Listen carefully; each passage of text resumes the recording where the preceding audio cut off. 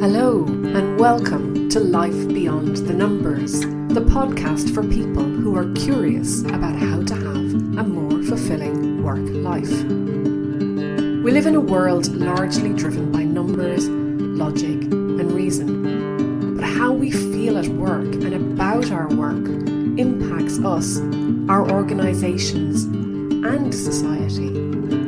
There is a relationship between the numbers of our organisations and the life beyond the numbers. I'm Susan Nichrialon, your host. I've lived and worked in many countries. I've met people who love what they do and people who don't, people who bring their full selves to work and people who won't. But one thing that I've learned that is common to us all is that we are all unique and have unique experiences. And it's helpful to know that there are others who think like we do, or have had struggles too, or have gone where we want to go, or can show us things we didn't know. So join me and my guests as we place a lens on the human side of work life by sharing insights, stories, and strategies to inspire you to let your uniqueness shine through. Well, today I am delighted to welcome Sally Oddy to Life Beyond the Numbers. Sally, you're so welcome. I'm very, very happy to be here. Thank you for having me. That's great. Now, that accent, tell us, there's a story behind that accent, because actually now you really do sound like you're from Yorkshire, but before we started recording, you didn't. You know, it's so interesting. Some people who hear my accent think I'm Yorkshire born and bred and I've never been anywhere else in my life. And some people are instantly like, is it New Zealand or South Africa? I was born in Yorkshire, but then when I was 6, I moved to South Africa and I basically grew up over there. And then I came back to Yorkshire in 2000. So my accent's a bit of a, when I listen back to myself, I think it sounds like a chaotic mess. But yeah, some people don't even know I've been anywhere other than Yorkshire. It's very strange. It is, and I guess if you're not listening out for it as well, sometimes you might just think, well, whatever. And certain words or phrases we use, I think, keep our accent as well. There are some words that just, no matter how refined your accent becomes, they still bring you back to where you grew up. I bet there's a lot of that for you as well, with certain words and phrases you say where you go straight deep in. Absolutely. And of course, as I speed up, I become more Irish in my accent as well. As I get more passionate and more flared up, I'm more South African, 100%. I've been reading about your journey on your website and it's fascinating. And you sent me an email saying you just put it all out there and you're an open book. And that's really obvious and it's very endearing as well, because I think a lot of us are afraid to take steps when we might go to work for ourselves or whatever, and seeing that it isn't all plain sailing, it's almost a relief. Yeah. Especially when you get going. And I was thinking there must be people in workplaces now who are thinking about starting their own businesses, or people who have just maybe made the leap. And it'd be just fascinating to hear more about you and how you've got through it all. And the first post I saw, which was about in 2010, I went blind and then got married. And it basically goes from there. So let's go where we go, Sally, and it would be great to hear. Yeah, so that was my final, well, that was actually not my final year in the corporate world. I left the current job I was in. So what happened was I was in the corporate world, a very male-dominated environment, working my way up the corporate ladder. I was in marketing for a huge, big international law firm. I traveled all across the world, all across America, absolutely loved my job. And funnily enough, a female manager came in over me who was one of those female managers. I'm sure we all know the type. And over the course of 2 years, and even now I can't believe it happened, I was really systematically pushed down and bullied and made to feel less than and shoved aside. And it got so bad, like my paranoia level, like if 2 people were talking in the office, I would swear they were talking about me. And I started to get really, really bad physical symptoms. At the same time, I was being laden with so much work. It was literally insane, like the hours I was actually working. And it culminated in me having a hemorrhage behind my eye. So I knew that I was burnt out. I was having strange smells in my nose. My hair was falling out. I had like really chapped lips all the time. It's strange. Some of these symptoms, if you recognize any of these symptoms, by the way, like take some time off work and go to the doctor. My heart was pounding all the time. And then it was like a perfect storm. We moved into a new house that needed renovating. We were getting married that year. I was probably drinking more than I should at the time as well. I've actually been alcohol-free for just over a year now, which I'm very proud of myself for. But I've probably been drinking a bit more than I should have. And yeah, I was outside doing some pressure washing, and I smelled burning in my nose, and I suddenly felt weird. And then this veil went down over both of my eyes, and I couldn't see. It wasn't like completely black, but it was grey. And I went into my husband and I said, I think I need to go to the emergency room. I think I'm having a stroke. That's always my first thing. I'm always terrified of having a stroke. Anyway, I went to the ER, and after quite a long lot of evaluation, it turned out I had a hemorrhage behind my right eye. I was in and out of the hospital and various outpatient things for like 5 months or something. It was crazy. I had to have vascular scans and all this kind of stuff.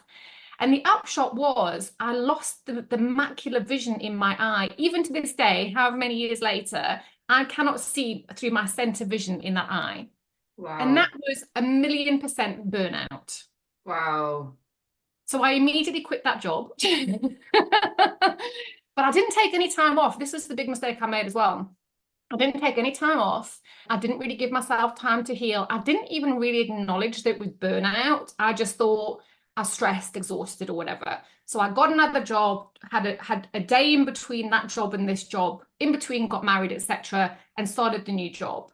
And within like a couple of months, I was like, this just isn't it. It's like same, different day. You know what I mean? I was like, this isn't. And so one of the partners in the new firm that I was in said, what are you doing? You should be a consultant. You shouldn't be here wasting your time in this business, working for everyone else. As soon as he said it, I was like, oh, I'd never thought of having my own business before, never thought I was entrepreneurial. And as soon as he said it was like the penny dropped, and I was like, oh my God, yes, I'm getting out of here. So literally, I think that was like the April or May he said that to me. And by the September, I'd resigned and started my own business. Wow. And that was in 2012, September 2012. I started my marketing consultancy.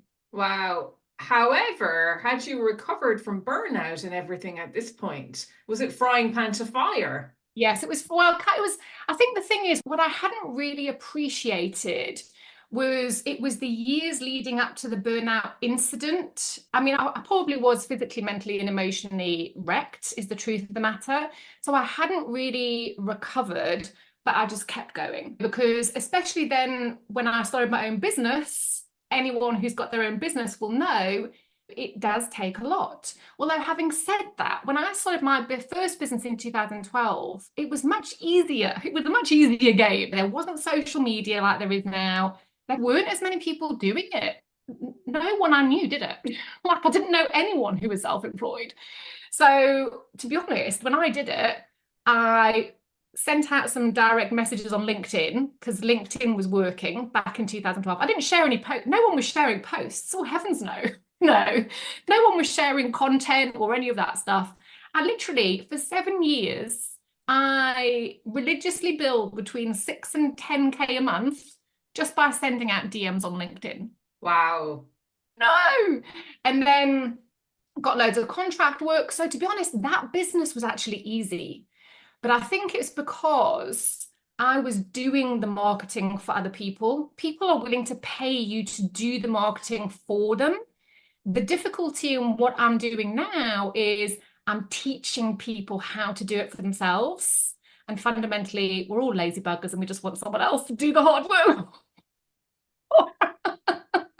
And why the shift then, Sally? It sounds like your business was doing really, really well. So why shift from doing the marketing for others to teaching others to do it for themselves?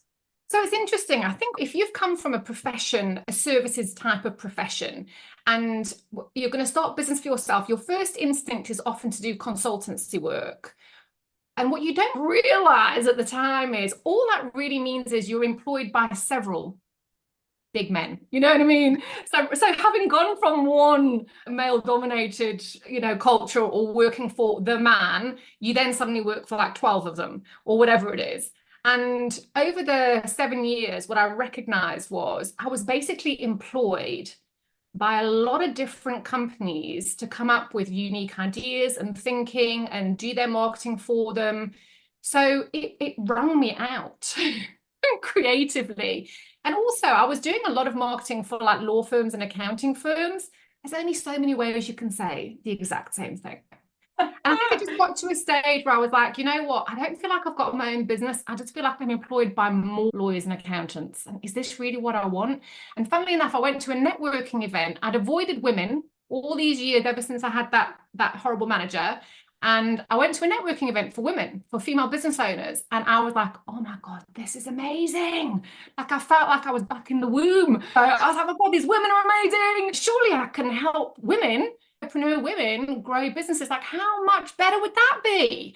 And like, honestly now, like 5 years later, whatever, I don't really like working with men. Like I just want to work with men. We're so nurturing and so grateful. And it's just like a whole different world. So that's what prompted the transition. I stopped wanting to feel like I was employed and I wanted to feel like I had my own business. And also in that consultancy, I was trading time for money. Whereas in my business now, it's a leveraged business. So the hours I work aren't dependent on the money I earn. I looked into the future of my marketing consultancy and didn't like what I saw. So.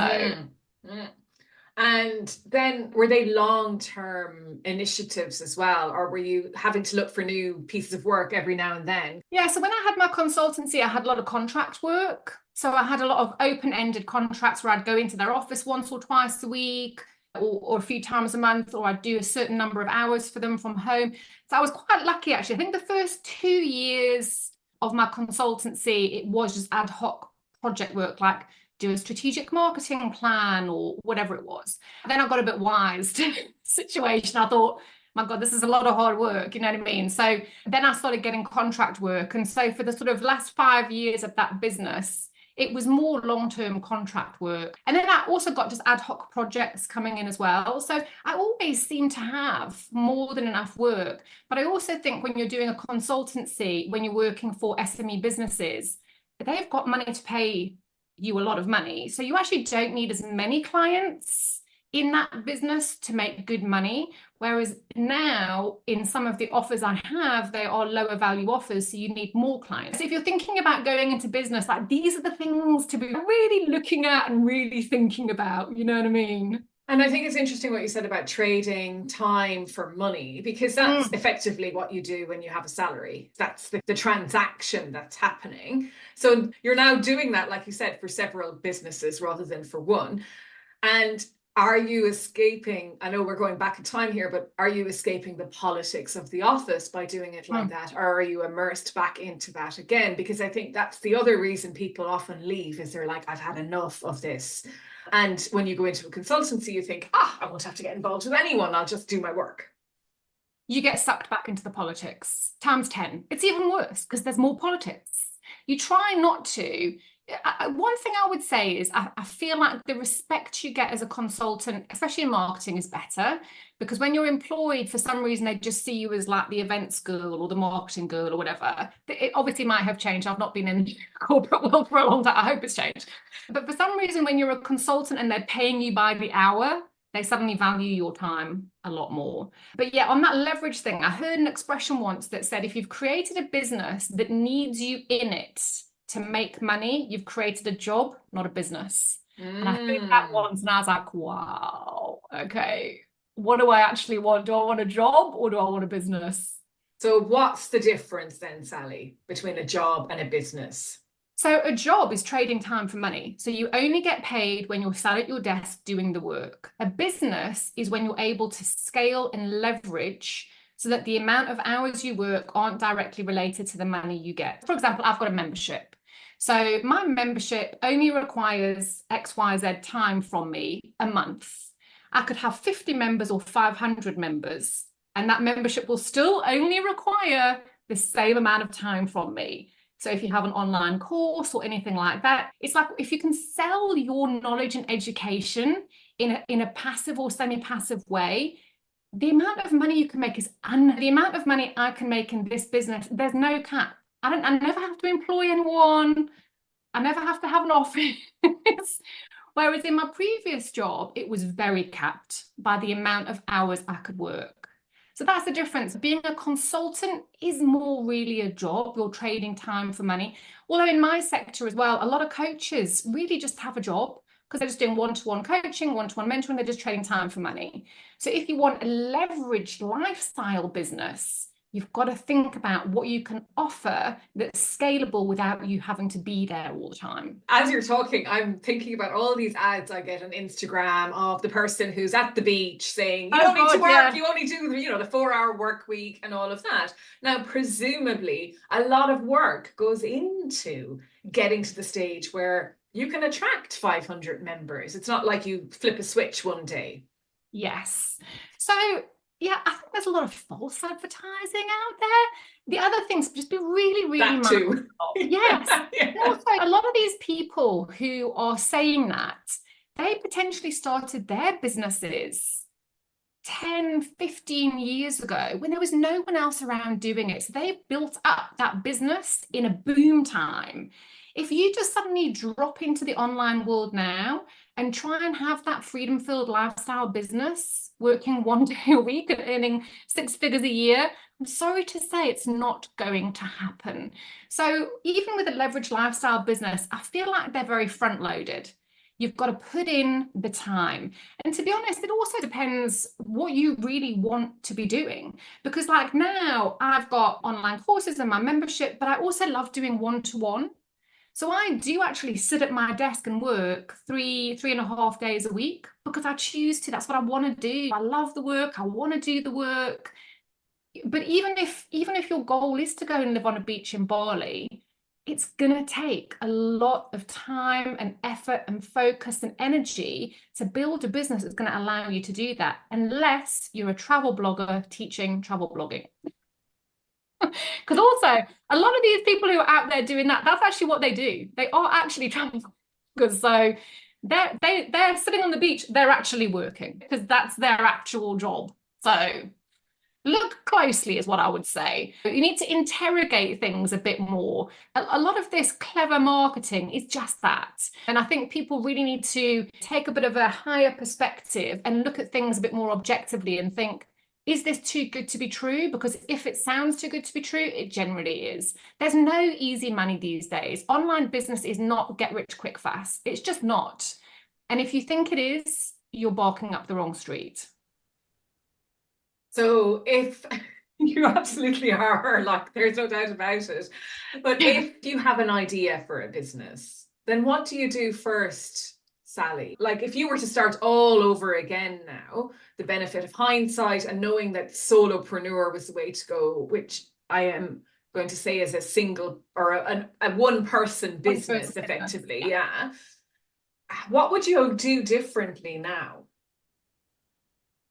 So I think there's a couple of things. So I do actually work with a lot of people who are in startup stage. And I would say, to be honest, startup stage is from years 1 to 5 or until you start making consistent 10K months. Because to be honest, anything less than that, you are actually in startup stage. And don't be ashamed of being in startup stage for a long time. Some people are happy in that stage as well. So this is the thing. I think everyone wants different things from these businesses. You know what I mean? I might be happy with 2.5K a month. You might be happy with 22.5K a month, whatever. You know what I mean? And that's absolutely fine.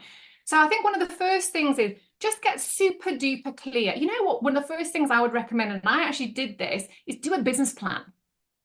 Do a business plan, figure out what you're going to sell, who you're going to sell it to, where they are, how you're going to reach them. It's like the most basic stuff is the stuff a lot of people overlook.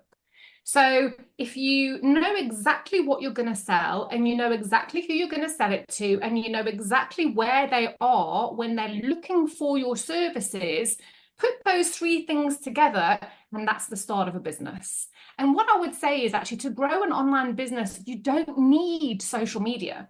There's a lot of ways you can grow an online business without relying on social media. But what I would say is social media is free and it's a great visibility and credibility platform. But don't, please, go into creating an online business and think social media is the be all and end all. because you'll end up being your own content social media manager, like I probably did for 2 years, getting sucked down the rabbit hole of creation, and you'll get nothing back for it. I did that for a long time, so I know. I think a lot of people do. But even a step further back, Sally, if you're thinking about leaving, for example, and you're still in employment and you're not sure whether now is the right time to move or not, what's the steps there that people could think about taking? So the first thing is do a business plan. So I remember when I first was going to leave to set up my marketing consultancy, and I spoke to my husband about it, because obviously he's married to me, he's also got to be involved in the conversation. And he said, do a business plan, figure it out. What are you going to sell? How much are you going to sell it for? How many are you going to need to sell to make your money? How are you going to get the clients in? What's your plan? So the first thing, to be honest, even before you start looking at what anyone else is doing, and getting distracted, I would say do a business plan, get super clear that you have a proposition that has value. That's the first thing. Once you've got that on paper and you can really clearly sell, right, I'm going to sell that for 2.5 grand. I need 2 clients a month. This is how I'm going to get them. Da, da, da, da, da. And also just question whether you can do this from a standing start. So does the corporate experience you've got come into it? Obviously, I have 20 years marketing experience behind me. I didn't just drop in as a marketing consultant fresh from college. I had 20 years marketing experience. So I had a reputation in the industry, in the area that I lived in. To be honest, it was low-hanging fruit. It's going to be easy money for me. So I think when you're starting a business, yeah, start with the low-hanging fruit. What have you got training and experience in? What's the easiest business for you to go in? You don't have to stay in that business forever either. You know what I mean? You can change. And then once you've got that, do some market research. So go out, research, go on social media, go on people's websites, see what other people are doing, see what other people are saying, just gauge to see that there's actually a need for what it is that you're offering. And those posts where people say, oh, I had a 6-figure launch, don't listen to those posts, but look at the people who are like consistently talking about, I did this with a client, I did this with a client, I've done this. They're demonstrating that they're doing the work regularly. Then you know there's a market. But the other thing I would say is save as much money as possible. I've always been a terrible saver, but I think when I left my corporate job, I think I'd saved up like 7 or 8 grand, which for me was like millions. So I knew I had enough money to keep me going for a while, because you need that lead-in time. So I would say, if you can save up, like, if you can save up 6 months money, like I always hesitate to say it, because that probably sounds like quite a difficult thing. But if you think about the minimum amount that you're going to need just to pay your bills and live, because there's nothing worse than starting a business desperate for the cash, because your business is seldom going to fly. Absolutely. I think the savings is a big thing. And what about then getting help, Sally? Because I think that was something I underestimated, you know, that actually, yeah, I know what to do more or less, but do I? And you think, oh, well, I can't afford to pay for help until I have clients coming in. And it's a bit of a catch-22, isn't it? So what are things people can do as well, maybe while they're still in employment even? So I kind of 100% feel everyone does need some help. I mean, my background was business and marketing. I'd been doing it for years and years and years. The consultancy business I found easy. When I transitioned into business and marketing, mentoring, just an online business in 2019, I was unprepared for how difficult it would actually be to carve out a place for myself in the online world. And I've got years of experience. So to be honest, there's lots of different ways. I would 100% say get help. There's a lot of free resources available for people to have a program. Adventure have programs. There's a lot of Google have a lot of programs and stuff. There's a lot of free stuff you can actually find if you look, like basic business courses, basic marketing, basic digital marketing. So even while you're employed, even when you get started, if you just want to find some free stuff to help you, there is stuff out there. But if you're if you're doing something specialist, like for example, I help online coaches, mentors, and consultants. That's a very specialist part of the online business world. And that's also the thing, just to really be aware of what industry, what sector you are going into. If you've got a product-based business, if you've got a service-based business, you know, if you're going to have digital products or whatever it is, like specify what it is you're actually doing. All of the coaches that I help, they've been what's the word, like not spinning their wheels, but they've been trying for 2-3 years, 4 years, 5 years sometimes, and they've not got any traction at all. And that's a really hard place to be. So things like, for example, like I said, I've got a membership. It's like 50 quid a month. It's for coaches. It gives you all of the bits you need to build a strong online business. I don't think you need to join these hella expensive coaching programs or mentoring things when you're starting out. You just need to look for someone who's going to help you get the basic foundations in place so that you're on solid ground. And that's another just important thing to know. I think a lot of people see these courses or coaches or mentors and they're like, I can get you a 6-figure launch, 6-figure business in 6 months or whatever it is. If I was you, I would stretch your timelines and start thinking about building a business for the long term, because a lot of those things are very shaky, one-off, and they nearly kill you to get them done. What I teach people is this is how to build a business that's sustainable and that will feed you for years to come. So stretch your timeline. Stop thinking about this month, this week, this year, whatever, and start thinking about how long do I want this business to actually pay me money, and invest accordingly. Think about what it is you're going to need to get there. Not that flash in the pan stuff. It doesn't work.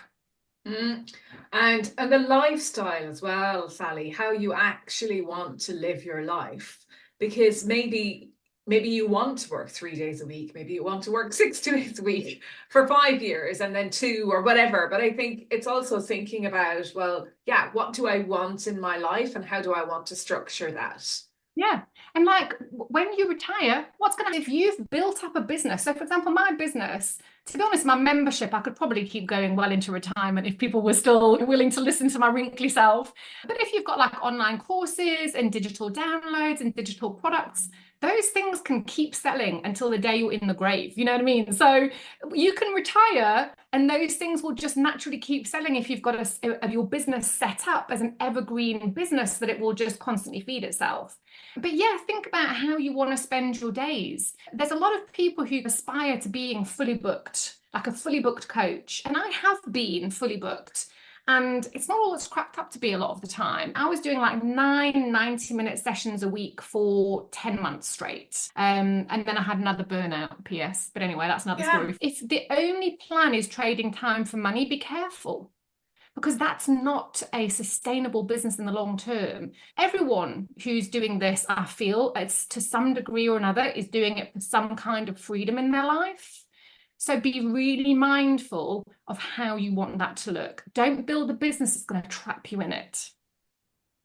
Totally. And know what freedom means to you as well, Yeah. I think. Because freedom might just be being away from an employer. Freedom can be anything, can't it? It's again, it's what it is to you. And I think it might be, yeah, just come into your desk in your pajamas. You know?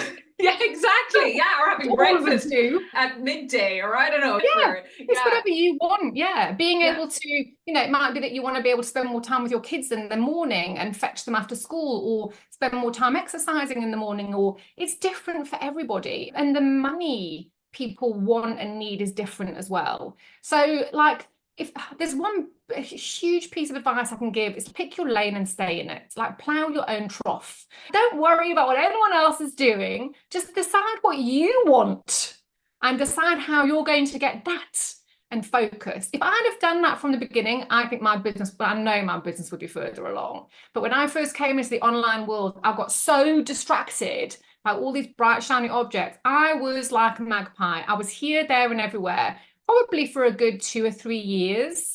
And it really hurt my ability to earn money. And I think the thing about picking your lane, it's a bit like the career ladder, isn't it? It's making sure it is the right lane, or that the ladder is up against the right wall, because you can be in the wrong lane and that's not going to help either.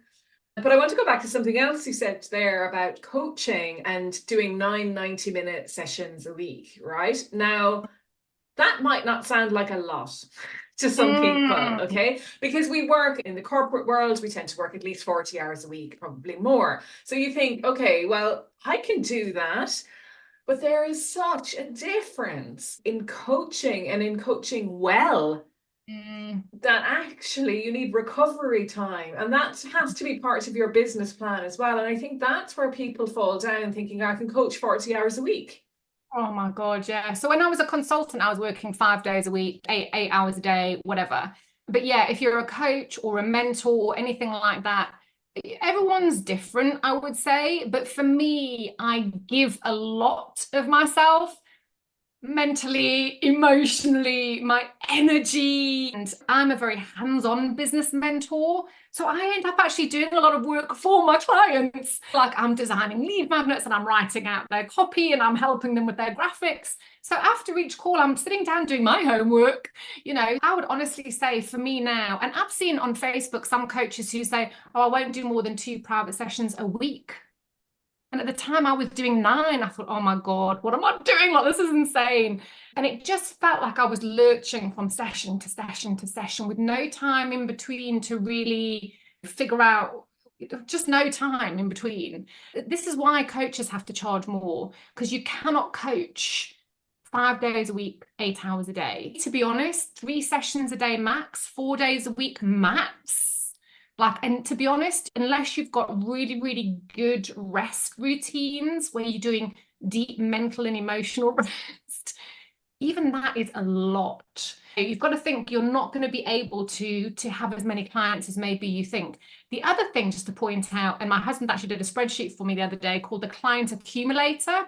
You've got to think about if you're selling like a 3-month coaching program, for example, and you're selling coaching every week for 3 months. And say now, for example, to make your business work, you've got to win 6 clients a month. In the first month, you'll have 6 sessions a week, but in the second month, you'll have 12, then 18, then 24. So a short-term coaching program weekly, you're going to have way less capacity than like a 6-month program every other week. So really just sit down and like work it out. You know what I mean? Like, right, if I sell this, how many sessions will that mean? Am I going to be able to cope? It's just about having a really clear idea of what you're getting into and what you're actually trying to create before you launch in and start creating stuff. Yeah. And I mean, it sounds so simple. I know, but it's so annoying. Like in my membership, right? Every session we have, I do a lot of masterclasses and stuff in there. And without fail, someone's like, it's so annoying, Sally, because you make this sound so simple. And I'm like, I know, I annoy myself because it actually is so simple. We definitely overcomplicate it, but also there's an element like, remember, I do have a lot of business and marketing experience. So for me, a lot of this stuff is basic knowledge, but how would you possibly know though? That's why working with someone like me, especially in a membership that's quite an accessible price point, the value of the learning alone that you will pick up is worth a million times, you know what I mean? But what I would just say in terms of picking a mentor or a coach, whatever, pick somebody who you believe in, who you respect, who you think she knows her stuff. I'm going to listen to what she says, and then block everyone else out. Because the more people you're listening to, you're just going to be confused all the time, you know? That comes across when you... Oh my God, yeah, totally. Yeah. But the biggest client loser is confusion. The majority of clients who I work with, like, they don't really even know what it is they do. You know, it sounds like the most basic thing. So what is it that you actually do? And they're like, well, yeah. You know, so who is it you actually do it for? The basic questions you need to answer is what you do, who you do it for, how you do it, and where you do it. But the thing is, those questions seem so simple, but they are actually the hardest to answer. And sometimes it can take years to refine. You know, like in my membership, I always say to them, just because you think you've got it now, it doesn't mean another layer of the onion won't reveal itself down the line. So we've got to be flexible and open to unraveling the deep depth of our expertise into our businesses. Otherwise, we just hold ourselves small. Totally. So it's not even a like one and done situation. It's a process of discovery that we go through. And yeah, having someone to guide you and hold your hand is definitely nicer than trying to do it in the echo chamber of your own going insane mind. Yeah. Well, also, and yourself, you can talk yourself in and out of things easily. Anyway, that I'm it's really no good at help. that. Yeah, totally. Yeah. And you talked about master classes, but the other thing is mastermind. Now, when you say membership, is membership and mastermind the same thing, Sally, or are they two different mentions? Yes, they're two different things. The naming convention in our industry is pretty confusing. I keep thinking I'm going to bring out some kind of naming convention cheat sheet so everyone can just kind of read it and know exactly what things are. So yeah, a membership is generally, and obviously people can do things however they want to do things, but a membership is generally a community that you join where there is coursework, there's a track that you get on, so you go in for a specific purpose. I'm starting here and I want to go here. I'm going to go in the membership, and over X number of months, I'm going to work through the materials that are already in there to get the result.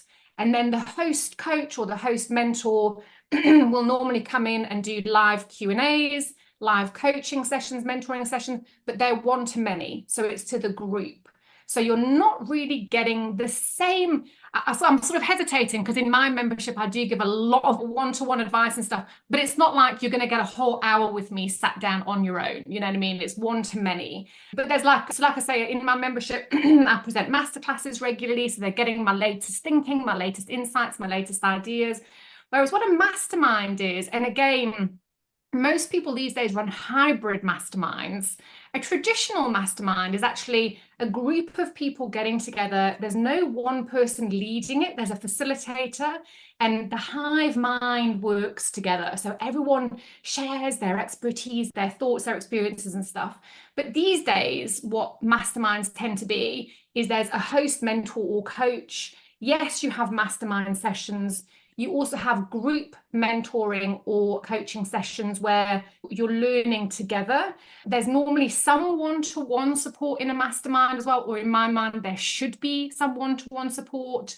There can also be a curriculum and that community aspect. So memberships are normally lower priced because you're not getting as much one-to-one time, and masterminds are normally higher priced. The mastermind then is something that you do a bit later in your journey. It's not really the starter off the starting blocks. It's more of we're all at a certain level now in our businesses and we can support one another and push each other kind of idea. Yeah. The thing is, I suppose a coach could have a mastermind for beginners. As long as the mastermind you join is for where you are, it's gravy. You know what I mean? So you could easily have a mastermind that's literally for startups from years 0 to 3, under 10K, whatever it is. And then you'll all be on a similar zone. So it's actually less about where you are and more about what is inside the offer. And that's something that I think everyone should just really just have their eyes open on. It's really sad. Like a lot of people I've helped over the years have committed to crazy money, like 20 grand a year kind of things, that within the first 5 minutes of talking to them, it was blatantly obvious they'd been missold. Like it just wasn't the right container for them. So just be really thoughtful about what it is you're going to get from it. Are you ready for it? Also, like a lot of people are like, oh, we can help you launch. So we can help you have a 6-figure launch and we teach you all these launching strategies. That's great. But if you don't have the foundation stuff, what are you going to launch? You're going to launch shaky shit. You know what I mean? Like, you're not going to launch anything. So, like, you've got to have these foundations in place first. You know, your expert niche, your methodology, your thought leadership, your offer journey, your client niche, your messaging. You've got to have that nailed down. And then you can do fancy launches. And this is the other thing as well. People get lured into, like, expensive tech and Facebook ads and all of this stuff before they've got the basics ready, because everyone's rushing to the sexy stuff and ignoring the back end basic stuff that you really need to get in place before that stuff will work for you. It's funny, isn't it? It sounds so, it almost sounds condescending, but it's like apply logic. You know what I mean? Like apply logic. The way I think of it often, Sally, is, you know, if you want to be a cyclist, learn how to ride the bike. Yes, before exactly. you purchase an expensive bike and before you buy all the gear and all of that. Yeah. And I think we tend to go and buy everything and get everything ready to start the activity without Yeah. really ever knowing we're going to enjoy it or not. It's like if you wanted to climb Kilimanjaro, would you just head off to base camp one day? No. It's like years of like hill climbing, mountain climbing, hiking, understanding. You sort of develop your ability to do it over many, many years, and then you go and do the thing. And even then it can be hard to do. So yeah, like just take the blinders off from the clever messaging and apply your logic to it. And also just trust your gut. A lot of times we're like, ding, ding, ding, ding, something's fishy, but then their salesperson is on you and they're convincing you and they're sending you this. And then you get the FOMO and you get sort of this panicked feeling within.